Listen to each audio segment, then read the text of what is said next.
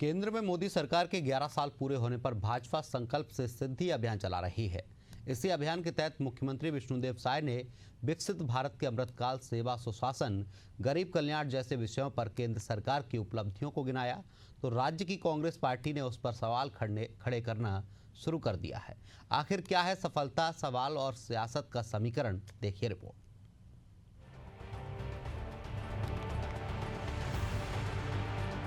प्रधानमंत्री नरेंद्र मोदी के 11 साल के कार्यकाल के दौरान देश ने तमाम सफलताएं हासिल की हैं। देश की अर्थव्यवस्था 10वें स्थान से आगे बढ़कर चौथे स्थान पर आ गई है।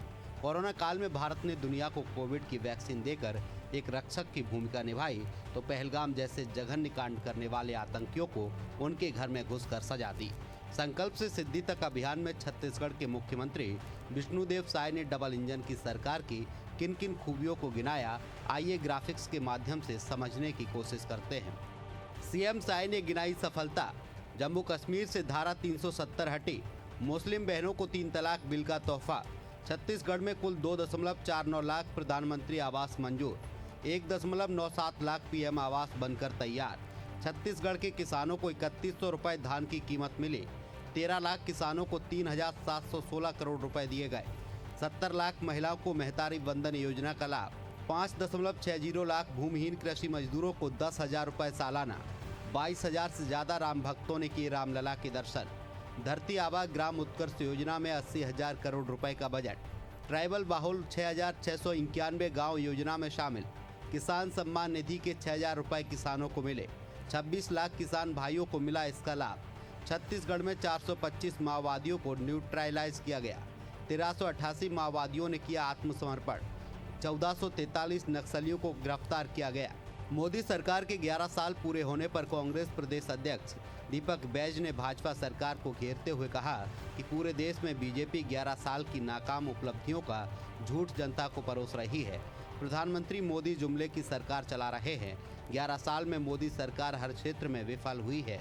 दीपक बैज यही नहीं रुके, उन्होंने और क्या कुछ कहा है, आइए आपको सुनवाते हैं। आदरणीय साथियों, मोदी सरकार के 11 साल के अपने कार्यकाल में हर क्षेत्रों में विफल हुए हैं। देश के विकास दर 6.5 से कम, जो कि कोविड के बाद सबसे कम है। मेक इन इंडिया का नाम इन्होंने दिया, मेक इन इंडिया नहीं बल्कि फेक इन इंडिया साबित हुआ।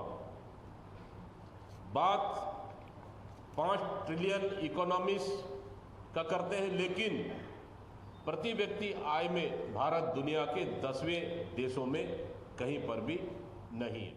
कांग्रेस ने दागे सवाल, मेक इन इंडिया को बताया फेक इन इंडिया। 2024 के ग्लोबल हंगर इंडेक्स में भारत 105वें स्थान पर। युद्ध आतंकियों से था तो बीच में व्यापार कहां से आया। 100 दिन में काला धन लाने का वादा 11 साल में पूरा नहीं। महंगाई और बेरोजगारी को नियंत्रित करने में सरकार असफल। गैस सिलेंडर 500 रुपए देने का वादा किया, आज तक नहीं दिया। प्रदेश में डबल इंजन की सरकार पूरी तरह फेल। नए पीएम आवास का दावा झूठा निकला। 1.5 साल हो गया लेकिन लोगों को मकान नहीं मिला। प्रदेश में पैसा कानून का खुलेआम हो रहा उल्लंघन। कांग्रेस पर पलटवार करते हुए मुख्यमंत्री विष्णुदेव साय ने कहा कि कांग्रेस की कथनी और करनी में कोई मेल नहीं है। उनके पास झूठ बोलने की पीएचडी है और उनके चेहरे पर शिकन तक नहीं दिखती। कुछ देशों ने प्रधानमंत्री नरेंद्र मोदी को भगवान हनुमान की उपाधि दी है, जो उनकी नेतृत्व क्षमता और निस्वार्थ सेवा भावना को दर्शाता है। उन्होंने स्पष्ट शब्दों में कहा कि जो हमें छेड़ेगा उसे छोड़ेंगे नहीं। मतलब विपक्ष का धर्म है कि सरकार के कामों का आलोचना करना, लेकिन इतना भी झूठ नहीं बोलना चाहिए। काहे कि जनता तो उनके बोलने से विश्वास करने वाली नहीं है। काहे कि उनको 4 चुनाव में दिखा दी है। उनका जो कथनी और करनी में जो अंतर हुआ, उसका परिणाम उनको छत्तीसगढ़ की जनता दे चुकी है। एक पुरानी कहावत है कि एक आदमी 2-4 को तो संतुष्ट कर सकता है, मगर सभी को संतुष्ट नहीं कर सकता।